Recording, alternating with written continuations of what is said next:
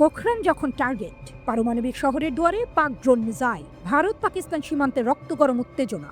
রাত গভীর, ভারতের আকাশে তখনও জ্বলছে তারার আলো, কিন্তু সেই আকাশ ছেড়ে আসছে গর্জন। পাকিস্তান ফের কাঁপিয়ে পড়েছে হামলার ছকে। তাদের নিশানা এবার আরো ভয়ঙ্কর, ভারতের পারমাণবিক শহর পোখরান।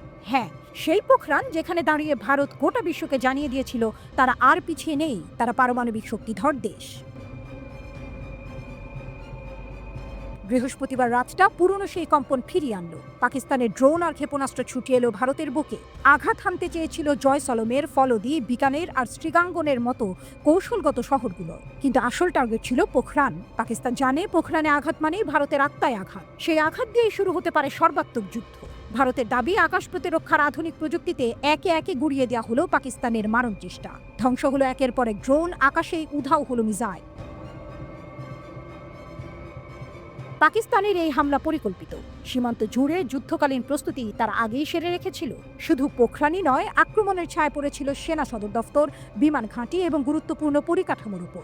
এই হামলার মধ্য দিয়ে স্পষ্ট, পাকিস্তান এবার স্ট্র্যাটেজিক ইনফ্রাস্ট্রাকচার ধ্বংস করতে চায়, যাতে ভারতের জবাবদিহিতার ক্ষমতা নষ্ট হয়ে যায়। তবে পাকিস্তানের শক্তির কথা বলতেই হয়। তাদের বিমানবাহী একযোগে আকাশ ফুঁড়ে ভারতের ভেতরে ঢুকে পড়ার চেষ্টা করেছে। একসঙ্গে একাধিক ড্রোন ও মিসাইল ব্যবহার করেছে তারা। রাওয়ালপিন্ডি থেকে অপারেশন রুমের নির্দেশে এই হামলা শুরু হয়। মোতায়েন ছিল যুদ্ধ বিমানও। এত বড় হামলার পরিকল্পনা শুধু প্রতিশোধ নয়, বরং একরকম যুদ্ধের ঘোষণা। সীমান্ত এলাকা এখন রেড অ্যালার্ট, চলছে ব্ল্যাকআউট।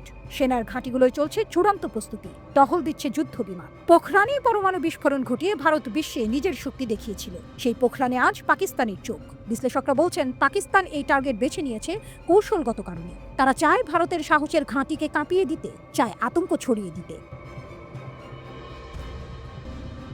এদিকে বিবিসির প্রতিবেদনে বলা হয়েছে, ভারতের পাঞ্জাবের একটি কৃষিক্ষেতে রাফাল যুদ্ধ বিমানের ধ্বংসাবশেষ পড়েছিল এবং সেনা সদস্যরা সেগুলো সরানোর কাজে নিযুক্ত ছিলেন। বিবিসি ভেরিফাই তার প্রমাণ পেয়েছে। ফ্রান্সের ডাসো এভিয়েশনের তৈরি রাফাল হলো ভারতীয় বিমান বাহিনীর সম্ভারে সবচেয়ে আধুনিক ও বিধ্বংসী যুদ্ধ বিমান। এর আগে বুধবার পাকিস্তানের তরফে দাবি করা হয়েছিল, ভারতের সামরিক অভিযানের সময় তারা অন্তত 5টি যুদ্ধ বিমানকে ভূপাতিত করেছে, যার মধ্যে অন্তত 3টি রাফাল আছে বলেও বলা হয়েছিল।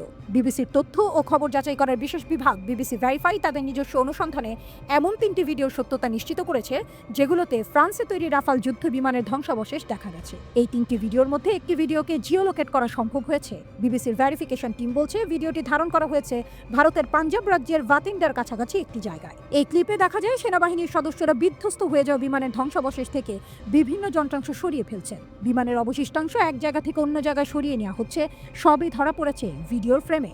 একই জায়গা থেকেই বিবিসি ভেরিফাইয়ের হাতে এসেছে আরও 2টি ভিডিও, যেগুলো রাতের অন্ধকারে তোলা হয়েছে।